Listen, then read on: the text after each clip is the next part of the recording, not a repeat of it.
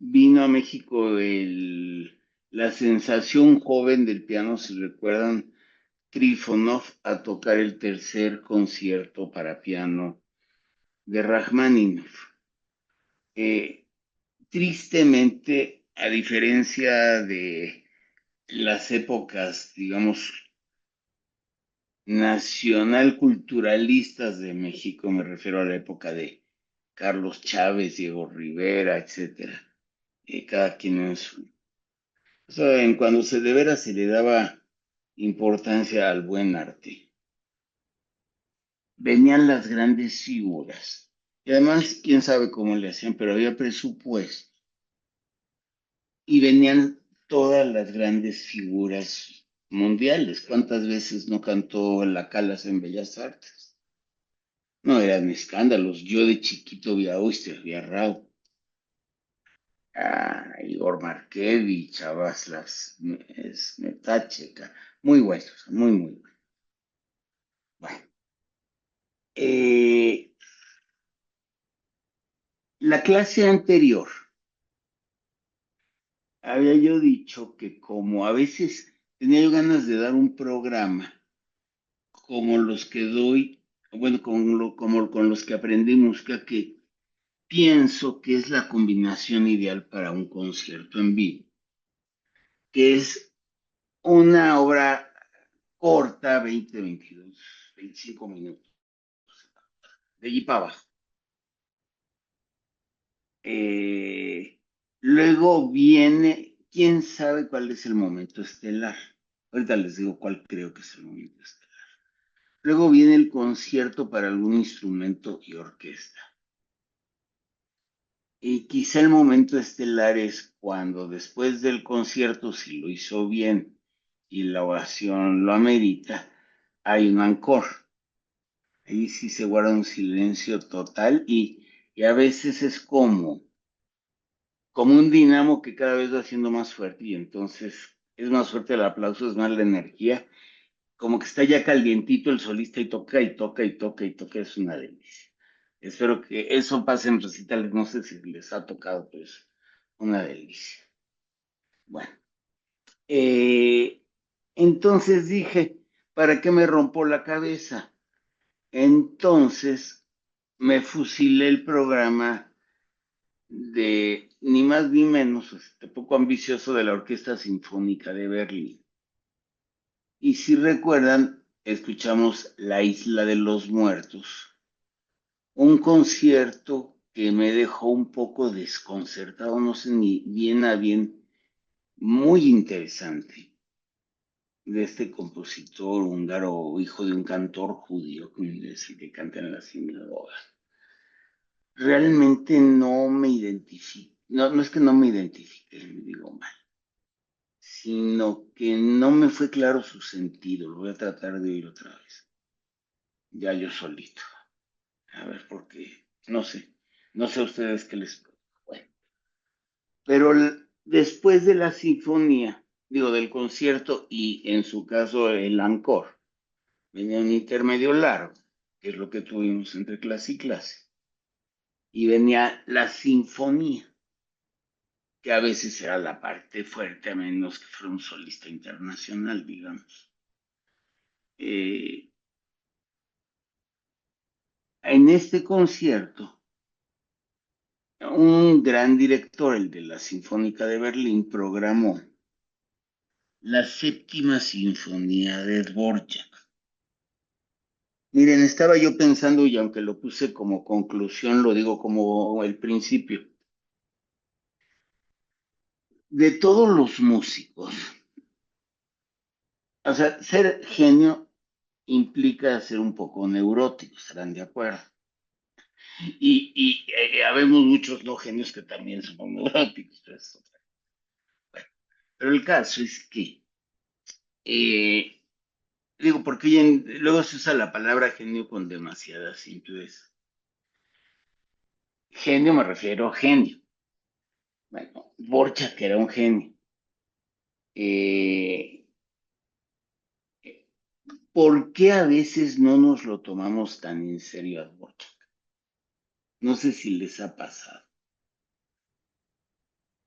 Eh, Quizá pasa lo mismo que a mí, no sé si a ustedes también, me pasaba con la sexta de Beethoven, que después de una quinta, o antes de una maravillosa séptima que acaba en, como decía Wagner, la apoteosis de la danza, no ese último movimiento de la séptima, yo creo que es mi favorito de todos los movimientos de las sinfonías de Beethoven. Bien tocado es la locura. Bueno, y en medio está una que habla de un riachuelo de pajaritos, de una tormenta en el bosque, y todo, mucho más programática. Y me doy cuenta, eso es muy personal, que quizá yo no lo tomo tan en serio,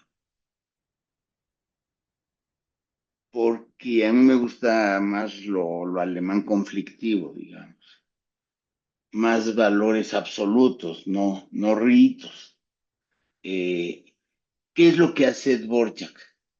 Yo creo que él, al igual que Bartok, pero de manera bien diferente, en ese aspecto Bartok lo diluye un poco, porque Bartok toma mucho las melodías de donde es Bartok, húngaras, húngaro-rumanas, ya ven que están pegaditas, y siempre se ve una parte en otra. No todo era el imperio austrohúngaro, ha habido una que otra guerrita allí para ver dónde está la verdadera frontera. Pero Bela Bartok, su nombre suena hungarísimo, no solamente, digamos, va a ser una palabra chocante, clasicista hace clasista, o de este tipo de música a la música folclórica húngara. Pero como además es un tremendo innovador, la moderniza. Eso es lo que no hace Dvorak. A Dvorak no le preocupa revolucionar. Es más, me atrevería yo a decir, no le preocupa mover. ¿Y qué creen? Pues que sí lo hace. Pero se me dio prejuicio. Yo creo que es un poco nada más parecido al caso de Tchaikovsky. Como que no suena muy elegante decir que Dvorak es mi favorito. Se toma muy a la ligera, inclusive porque la obra que lo catapultó son las seguramente, y a todos nos encantan. A lo mejor se le toma tan a la ligera porque se ha usado mucho en caricaturas, que son bellísimas. Una de sus colecciones de las danzas eslavas. Bueno, miren, todo mundo en la vida, si tiene un buen padrino, pues le va mucho mejor. Entonces, Dvorak es un niño que destaca desde los 6 años, se le nota el talento, tocando el violín. Y le encanta la música, es muy tosudo, un tremendo nacionalista checo, que además, que ha de ser una delicia, y más en esos bosques, pues le encanta ir a los bosques y convivir con el folclore checo, que miren, dicen que todos los folclores se parecen, pues yo creo que sí en lo sabroso, en lo que se puede uno, si se pierde en el folclore, una buena canción ranchera, un buen baile jasídico, yo qué sé, son muy sabrosos, realmente. Un buen son veracruzano, música huasteca, bueno. Las baladas peruanas son bellísimas. Bueno, el tango es todo un género. Eh, el bossa nova, la cubana, bueno, la cubana es, para mi gusto, es la mejor latinoamericana. Eh, pero se le toma toda esa música a la ligera. Hemos oído, por ejemplo, ¿se acuerdan qué deliciosa transcripción oímos de música cubana y baja? Pero aquí el Dvorak, más que una transcripción, insisto, hace, ¿cómo le podemos llamar a esta música que vimos en la clase? Buena música, porque música clásica no es, porque también hablamos de otro tipo de música, como romántica, moderna o barroca.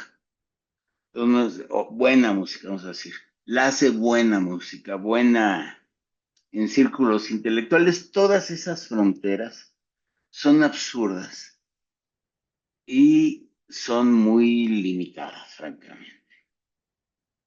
¿Qué les puedo yo decir contra Mick Jagger? Bueno, eh, entonces, para adentrarnos un poquito más en Dvorak, y luego lo vamos a escuchar con el director, el gran director, todo un personaje, ahorita les repito un poquito de su historia, Kubelik. Bueno, de la vida de Dvorak. eh, es una cadena de éxitos en el sentido, ¿cómo les diré? De reconocimiento a nivel mundial y económico. Es un hombre muy rico desde muy joven. Va cada vez, va cambiando de equipo, digamos, como si fuera un futbolista, multiplica su salario por 10. Cuando lo contratan ya como se va al Conservatorio de Nueva York, que es el Conservatorio Nacional de los Estados Unidos, con Madame Talbert, la patrocinadora de las altas familias neoyorquinas, las que tenían como de la Frick Collection, las que tenían las casotas en la Quinta Avenida frente al parque. Eh, pero de repente se va a un lugar, fíjense cómo se llama este lugar, en el estado de Iowa. Yo dije, of all places, ¿no? Porque qué fue a hacer a Stillville, Iowa. Ha de ser divertidísimo, pensé. Eh, no, lo que sucede, y no sé si ustedes pudieron ver una película que dirige Michael Cimino con Robert De Niro, Meryl Streep, quizás son los dos más fuertes, que se trata de... Empieza, que es casi media película, con una boda en una comunidad polaca en Estados Unidos. Y luego, al día siguiente, y es más, muchos van a la boda vestidos de militares, porque al día siguiente se van a Vietnam. Y lo que pasa en Vietnam, Dios mío. Y termina, es muy bonito porque termina en el regreso, uno en silla de ruedas, otros no regresan, otros bien, y están como, no, ha pasado un año de la boda, creo que muere el novio, en fin, una tragedia. Y acaba la película y empiezan a cantar God Bless America. Muy bonito. Bueno, entonces, ¿qué es lo que les quiero decir? Igual creo que en Pittsburgh también hay de polacos. En Michigan hay musulmanes. Obviamente en Brooklyn hay judíos, etcétera. ¿Dónde más? Y bueno, hoy en día, a donde sea, exacto, The Deer Hunter. Tremenda película, muy buena. Se las recomiendo. No, lo de la guerra, bueno. Así son todas, no crean que no. No hay guerras buenas. Sí, sí, exactamente. Bueno, el caso es que tiene una muy buena vida. Le encanta Spielberg porque esa es una comunidad de checos. Él le llama en la República Checa, que cambia de nombre a cada rato, la Checo, lo que era de Checoslovaquia, que nada que ver los checos y los eslovacos son otra cosa. Los checos son sí son de los eslavos, yo me atrevería a decir, entre otras cosas, con un gran folclore, y un enorme, enorme talento artístico. Pues ahí está Mahler, nada más. Este, muy, muy fuerte. Una parte que fue del Imperio Austrohúngaro. Cuando termina la Primera Guerra Mundial se hace Checoslovaquia, se la regalan a Hitler. Antes de la guerra todavía. Está ocupada y luego está ocupada por los comunistas. Realmente, y cuando dos veces quieren, no, una vez en Hungría y otra vez quieren insurreccionarse, los aplastan los rusos. Pero policías secretas, no, una verdadera chulada. Pero todos son iguales, ¿sí? Menos los que no son tan iguales, los que gobiernan. Eh, el caso es que, eh, pues, resulta que eso, más el dinero, lo hace irse a Estados Unidos y está feliz en Spillville, Iowa. Un poco de nostalgia si quieren, pero no tanta. Su esposa lo ayuda en su trabajo, es pianista, es soprano, en fin. Creo que tiene un buen matrimonio. Se considera junto con Haydn el menos neurótico de los genios. Quizá tuvo que ver su éxito temprano, su temperamento, porque no le tocaron tiempos fáciles, pero siempre se supo acomodar muy bien, fue muy venerado. Muere joven, eso sí, problema de trombosis, creo, de aneurisma, un accidente vascular. A los 60 y ahorita les digo, muere en 1960, no, en 1904, apenas cruza el siglo XX. Y nace en 1841, quiere decir que son 59 y 4, 63, pues muy joven. Quizá no para esa época, pero tiene una muy buena vida, a diferencia de, bueno, era hijo de un carnicero, o sea, no había dinero en la familia.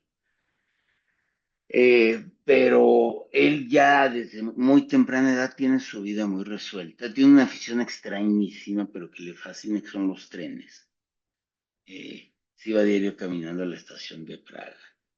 Eh, un tipo verdaderamente que ni parecería que fuera genio y que además al hacer música eslava, eh, pues como que no lo consideran a la altura de un Brahms. Pero es precisamente Brahms quien lo hace conocido. Resulta que cuando quiere porque obviamente no llega así nomás, él quiere llegar a donde llegó. Y entonces, muy joven, manda su primera sinfonía a un concurso en Alemania y no solo no gana, sino que se pierde la obra. Se encuentra después. Luego, al Gran Premio Estatal de Austria, de Austria-Hungría, allí en la República Checa, que son Bohemia y Moravia, y son folclores distintos. Eh, allí, ¿qué creen? Hay dos jurados que tienen, y Menda les digo lo que sería la segunda y la tercera sinfonía, y tiene dos y tres que no solo se vuelven jurados obviamente aprobatorios, le dan el primer lugar. Y eso fue en 1874 y varios años después. Sino pues que lo catapultan al éxito. Amadísimo en donde está el dinero en Londres. Luego en Estados Unidos, lo que lo mandan llamar ni más ni menos que para dirigir el conservatorio con un super sueldo, creo que 100 veces más que lo que ganaba al principio. Resulta que, como es normal en Estados Unidos, hay una depresión económica. ya cuando está en Spielberg, y entonces pues, él tiene que regresar porque además él está en verano allí, en invierno está dirigiendo allí en Nueva York o en el conservatorio, divide su tiempo, pero entre eso se regresa y qué bueno, yo creo que no llega afortunadamente para él, ya no llega a ver la tremenda caída de su imperio y la terrible Primera Guerra Mundial. Bueno, en Estados Unidos crea su gran obra, que todo mundo conocemos, sobre todo su famoso, aunque todo es fascinante. Eh, Hay una película de un director muy loco que es El Primer Movimiento, loquísimo, creo que es con un actor loquísimo, con Christopher Walken. Muy dura la película. Ya luego les digo. Usa el primer movimiento y aquí, y el que es usadísimo y conocidísimo, es el cuarto movimiento. Yo como me enteré que era el cuarto movimiento, porque había un sketch que se llamaba, de los polivoces, que se llamaba La policía siempre en vigilia. Y entonces, me acuerdo, por ejemplo, que era cuando todavía se arrancaban hojitas de calendario y dice, uno dice, qué largo se me ha hecho el dedo y le arranca y dice el día 35, ¿no? Así medio menso, pero muy, muy simpático. Bueno, empezaba con, y eran policías como tontones, haciendo por burlar no sé a quién.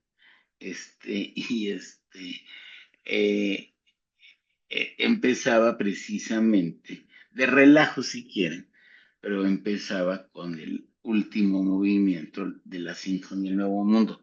¿Qué es lo grandioso de la Sinfonía del Nuevo Mundo? Que ese mismo talento y quizá llevado al máximo lo crea cuando ningún autor norteamericano, ni un George Gershwin, ni, ¿cómo se llama cual otro? Charles Ives, o sea, muy importante, Aaron Copland, eh, digamos que lo hace menos Disneylandesco que nosotros. A mí me fascina. O menos, ese sí es muy bueno, pero es que acuérdense que hay dos Estados Unidos, yo creo. Estados Unidos y Nueva York, es otra cosa. Es muy neoyorquino George Gershwin. Bueno, él usa jazz, usa blues, mucho antes que otros que lo hacen ya mucho más expresamente, como Darius Milhaud o quién más. Bueno, inclusive antes de Dvorak, acuérdense la sonata Opus 32 de Beethoven, también ya como que sugiere el jazz.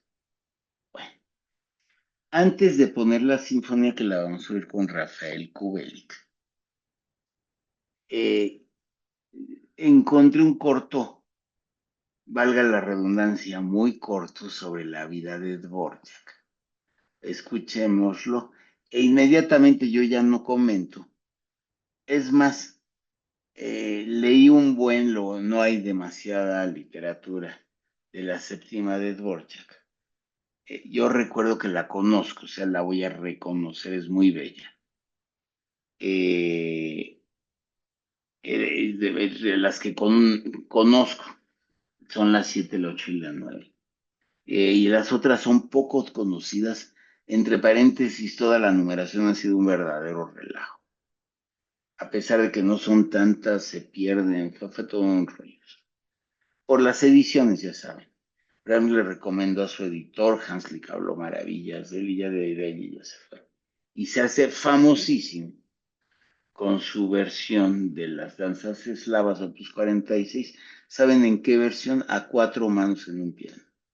Ya ven que puede ser así o puede ser en dos pianos, esto es en un solo piano, qué difícil, ¿no? No me estorbes, ¿no? Bueno, en fin,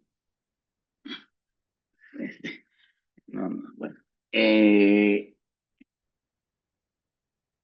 entonces, por favor, Esteban, ponnos el documental, muy cortito. Van a ver qué tipazo era. A mí se me hace un tipo, pues qué padre, qué suerte, ¿no? Un tipo no conflictivo. Y la música que saca. Ah, bueno, antes, ya lo último. A mí me gustaba, pero me enamoré de Dvorak, al igual que Brahms, yo creo, más adelante. Al grado de decir, si yo hubiera sabido que se podía componer un concierto así para cello, lo hubiera hecho. No su concierto para cello con Piatigorsky. Estaba yo convaleciendo de las anginas, no me acuerdo qué me pasaba el día oyendo el concierto de Dvorak. Qué cosa tan... Para mí fue como... Además fue el primer concierto para cello que conocí, ¿no? Maravilloso. Luego todavía lo llegué a oír y de veras, de evitación, en serio. Maravilloso. Ok. Entonces, arráncate.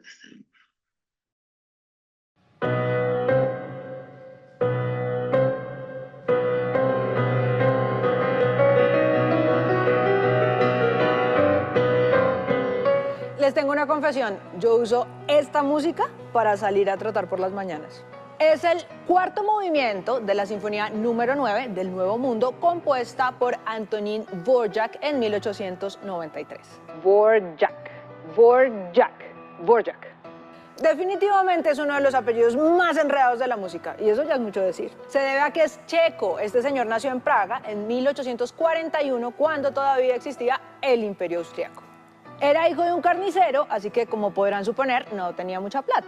Esta no es la historia de un niño que estudió desde pequeño con los mejores profesores, ni que daba conciertos desde antes de la adolescencia, nada de eso. Es la historia de alguien que fue reconocido públicamente como compositor cuando tenía 32 años.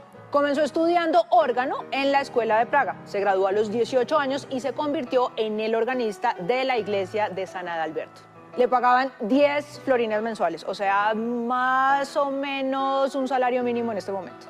Él quería escribir sus propias obras, pero uno, no tenía plata para estudiar composición, y dos, no sabía alemán, que era el idioma principal de Europa. Pero existen las hadas madrinas, y Dvorak se cruzó con Johannes Brahms, un compositor alemán ya reconocido, que le ayudó a ganarse una beca que daban en Viena para artistas de bajos recursos. Hagan cuentas, eran 400 florines al año, o sea, 33 al mes, o sea, 3 veces más de lo que se ganaba como organista.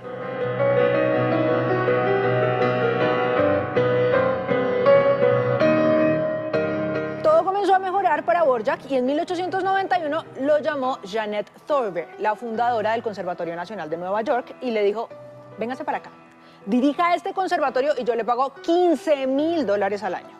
Eso venía siendo alrededor de 27,000 florines, o sea, 2,200 al mes. Recapitulemos, como organista se ganaba 10 florines al mes, como becado 33 y como director del Conservatorio de Nueva York 2,200. Claro, habrá que tener en cuenta la inflación, la oferta, la demanda y todas esas cosas, pero el caso era que se ganaba muchísimo más de lo que se había ganado en toda su vida. Estando en Nueva York, compuso su 9ª sinfonía y le puso como título Desde el Nuevo Mundo. La estrenó en el Carnegie Hall y la gente quedó encantada. Dijeron que representaba perfectamente el espíritu americano y que se notaba que había estudiado muy bien la música folclórica indígena y tradicional de Estados Unidos. En una entrevista para el New York Herald, Dvorak dijo que aunque no había usado ninguna melodía indígena o negra, se había querido representar con su música ese universo musical americano que lo había cogido.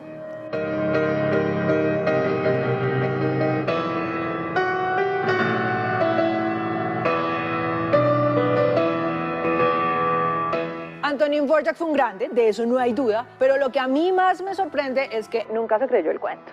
Pasaba la noche escribiendo y al otro día tiraba todas las partituras a la basura porque sentía que nada de lo que había hecho servía para algo. Con decirles que alcanzó a destruir toda su obra temprana porque a medida que fue aprendiendo y tomando experiencia, resolvió que nada de eso valía la pena. Por ejemplo, hablar de la Sinfonía número 9 es un milagro porque destruyó las 4 primeras. El santo de ese milagro fue Jarmil Burghauser, un musicólogo que logró recuperarlas y editar el catálogo completo. Yo soy Laura Galindo M y esto es un cuento para contar de Señal Clásica y RTVC Noticias.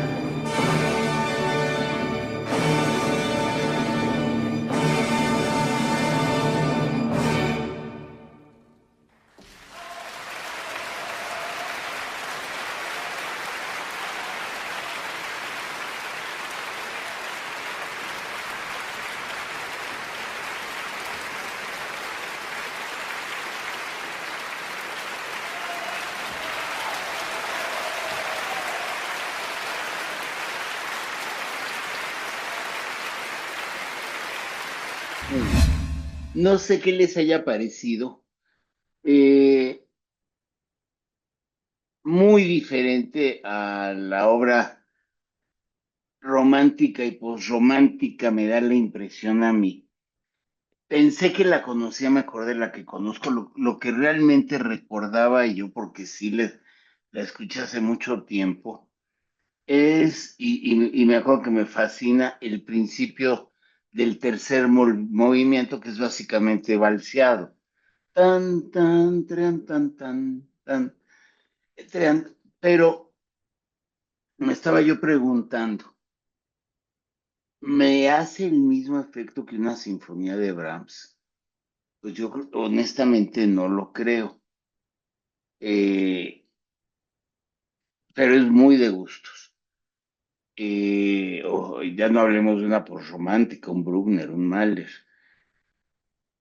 Es quizá mi gusto por cosas más, digamos, ya ven que lo mismo me pasa con la música francesa, que me gusta, pero no como la alemana. Pero eso es muy personal. Eh, yo creo, bueno, ¿qué es lo que yo oigo cuando oigo a Dvorak? Bueno, básicamente yo lo que oigo de Dvorak es su música de cámara, me gusta mucho, pero muy en especial su Opus 88 que ya di en clase. Desgraciadamente hoy tantísimo el concierto para cello, que lo he oído menos, obviamente la del Nuevo Mundo, tiene el trío Donkey. En Estados Unidos, allí en Iowa, compone el célebre cuarteto americano. Y lo que no les he dicho es que hay un compositor checo previo a Dvorak, que es el, el precursor de esta música buena, folclórica checa, digamos, que es ni más ni menos que Bedřich Smetana. Eh, y como les he dicho muchas veces, bueno, su obra más conocida es el poema sinfónico Mi Patria, eh, en donde el Vltava, que es el río que cruza Praga, es el himno nacional de Israel. Muy bello, muy, muy bello. Eh, Básicamente yo diría es bello, es ligero para mi gusto. Tiene sus explosiones, sí, pero no son explosiones. Por ejemplo, lo que Beethoven hace de 1 a 100, me encantó el principio de la sinfonía por lo grave. O sea, hace lo que quiere, era un verdadero genio, como les digo. Eh, pero al no tener esa, les puedo estar diciendo un algo, pero al no tener la neurosis del genio, no proyecta esa neurosis que tal vez es la hipótesis de la clase a su maestro, al loco de su maestro, pues le gusta mucho, ¿no?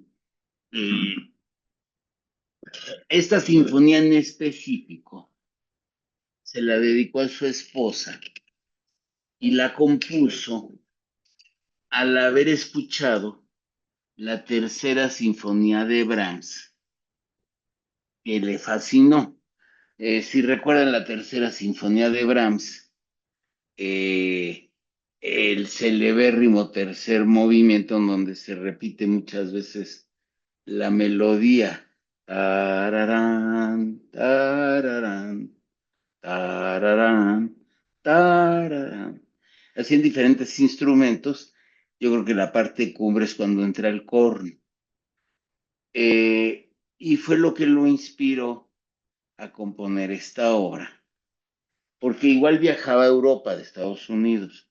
No, no, aunque eran viajes largos, porque recuerden que en esta época eran por barcos, pero hacía lo que quería realmente. Bueno, también tiene concierto para violín y para piano. A mi papá le gustaba mucho el concierto para violín. A mí realmente no tanto. Como les decía yo, esta sinfonía se la encargaron ni más ni menos que desde Londres. Les digo que era muy, muy famoso.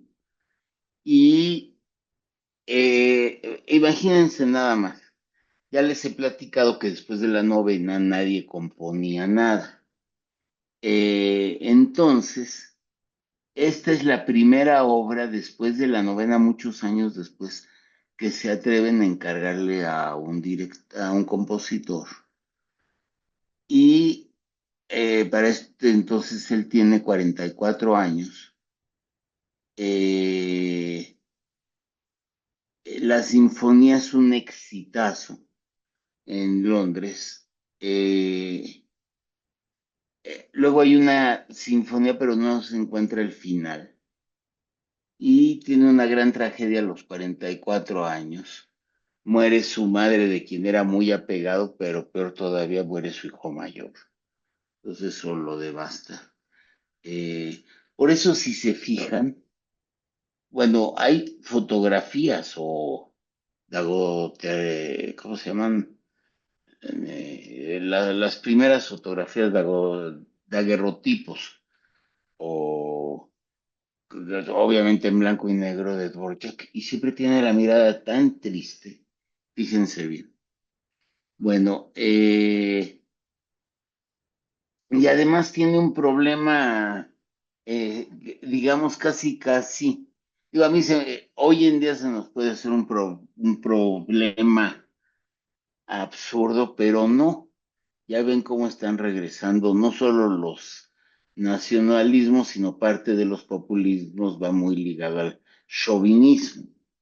Es como el nacionalismo fanático deformado. Bueno, eso era antes, en la época de Dvorak. Bueno, entonces, ¿qué es lo que pasa?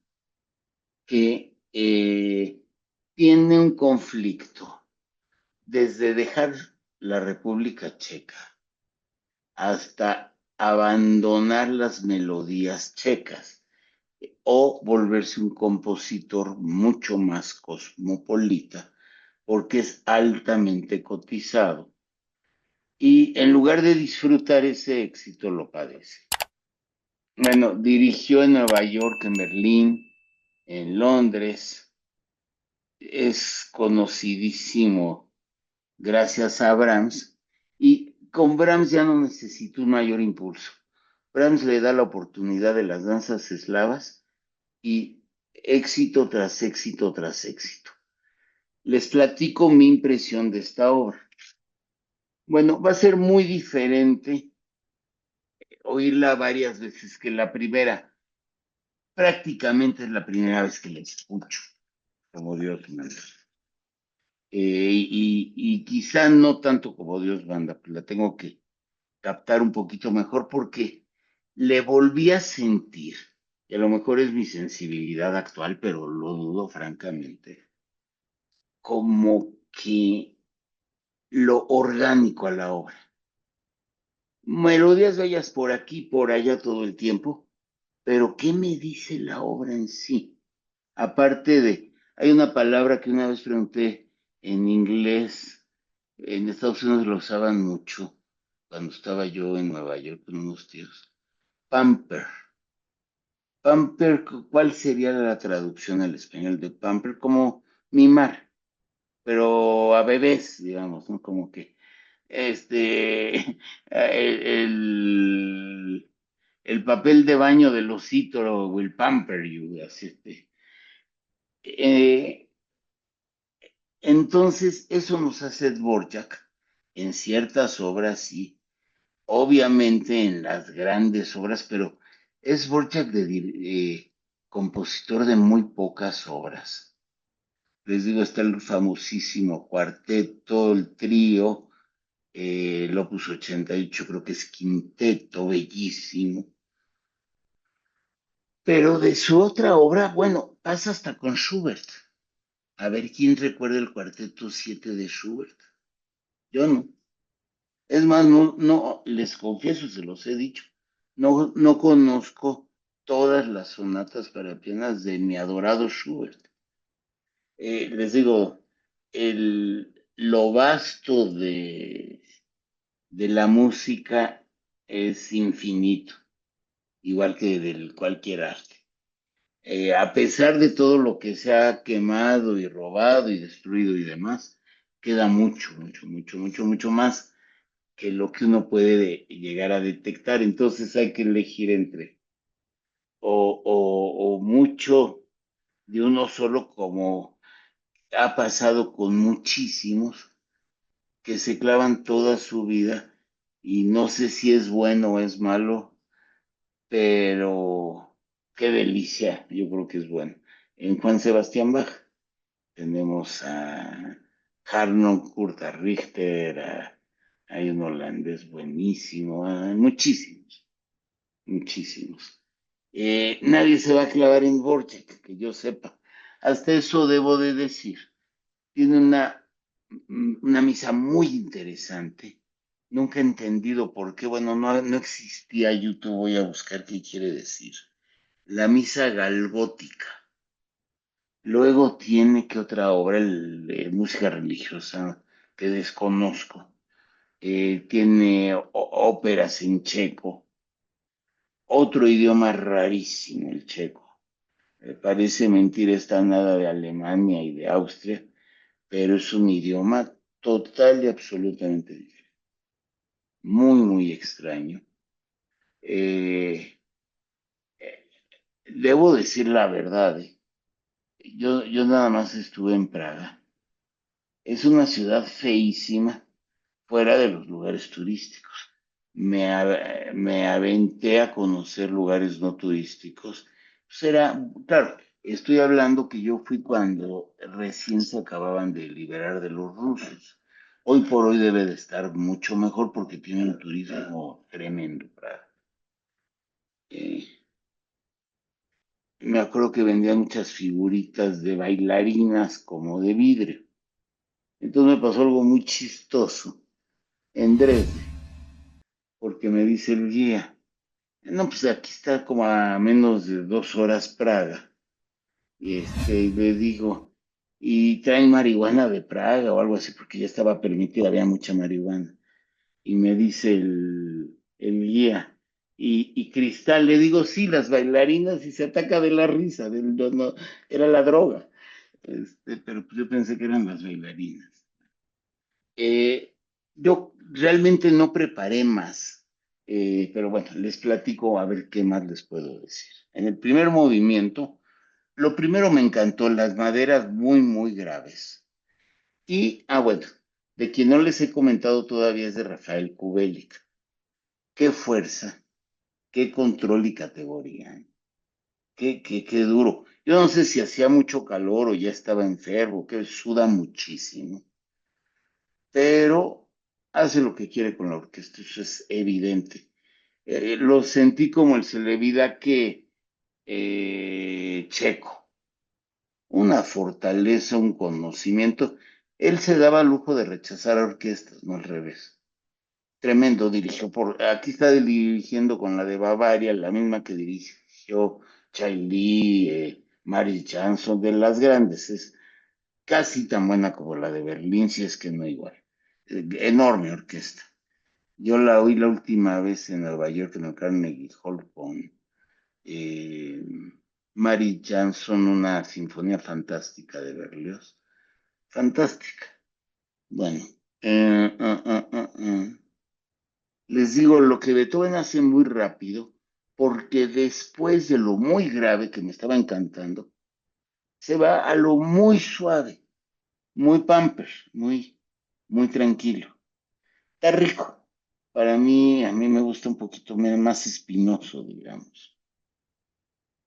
Tiene un tiempo de explosión. A rato, por supuesto, me sonaba Brahms y me recordaban también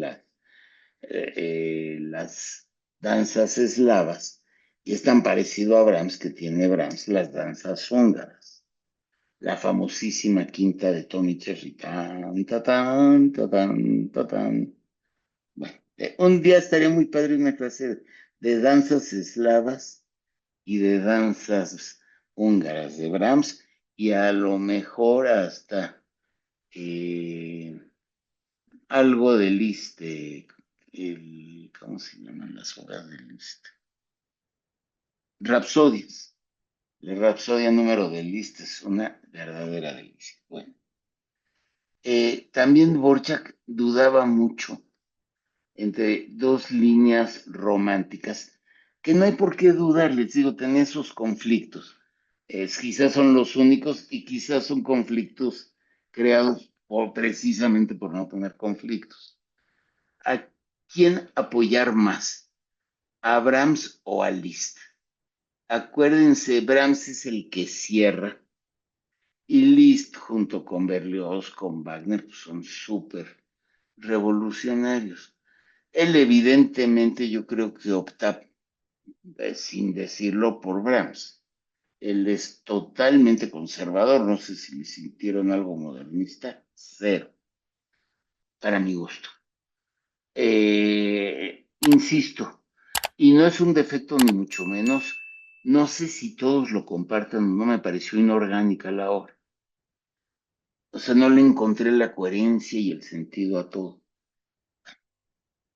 En el 2 lo que me encantó es algo ya muy usado en compositores como Bruckner, que es el flautista de Hamelin, ¿se acuerdan?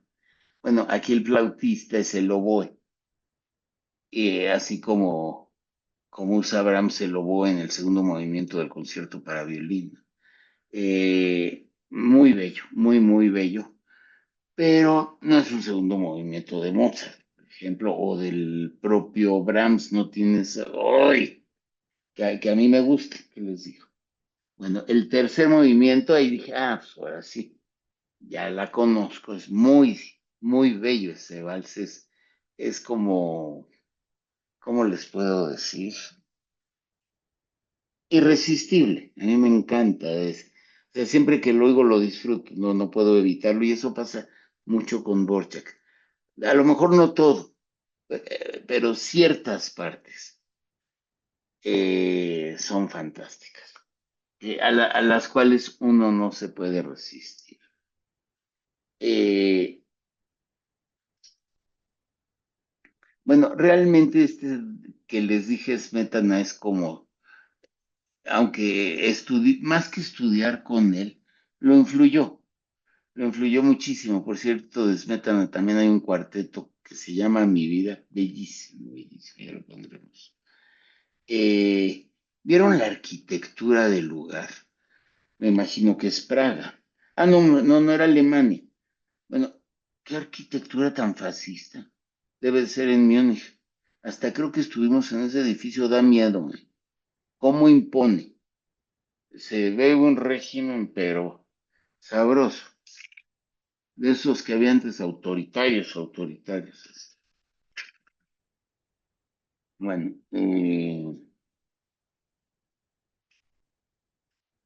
bueno, miren, volviendo a gustos. Música inglesa les he puesto poco. Elgar, por ejemplo, el concierto famosísimo para cello. Pompa y Circunstancia, famosísimo. Florence me ha pedido mucho y no he puesto porque lo escuché y no lo voy a volver a escuchar y lo voy a poner. Es más, Florence, tú, si estás aquí, recomiéndame cuál, alguna sinfonía de Vaughan Williams, Dilius, eh, así como me gusta todo lo inglés, compositores ingleses que me enloquezcan. Yo diría que únicamente, bueno, aunque es alemán, pero realmente es inglés, es Händel. Vamos a tener un concierto bellísimo de Händel en la clase. Eh, el que me encanta es el principio, si recuerdan, de Naranja Mecánica. Pero no solo eso, sino su maravilloso Didas y Eneas, y hay mucho más, de Henry Purcell, barroco inglés, muy, muy bueno. Pero los actuales son como los cuadros de Turner o de Constable, muy impresionistas y muy nebulosos, como toda la isla, ¿no? muy, muy nebuloso. Me encanta cómo se toca allí. Además, pues me encanta que es la ciudad más, es la capital financiera, yo creo, hasta hoy del mundo. Y en esa época mucho más era el gran imperio británico antes de perder tantas colonias.